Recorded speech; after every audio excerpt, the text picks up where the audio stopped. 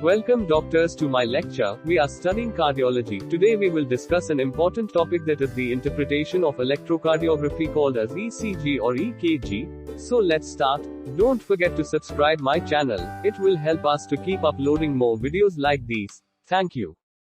We will discuss first degree heart block first. This is the ECG. You can see the P and the R waves.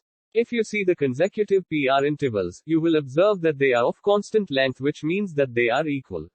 You will also observe that the PR interval is prolonged, that is, it is greater than 0.2 seconds.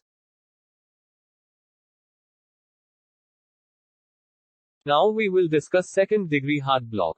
It has two types. Firstly, we will discuss Mobitz Type-1. It is also called as Wenckebach. This is the ECG. You can see the P and the R waves. If you closely observe the PR interval, you will see that it is progressively lengthening until there is no R wave. This means that there is a dropped beat after progressive lengthening of PR interval. Hence, the PR interval progressively lengthens until a dropped beat occurs. This is another example of second degree heart block Mobitz Type-1.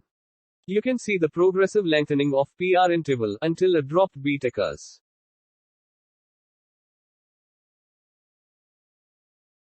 Now, we will discuss second degree heart block Mobitz Type-2. This is the ECG. You can see the P and R waves. If you closely observe the PR intervals, you will get to know that they are equal in length. After two PR intervals, a beat is dropped, and there is no R wave. Hence, there is no progressive lengthening of PR interval before a dropped beat occurs in Mobitz Type-2. Also, in this type, there is a ratio between P and QRS complexes.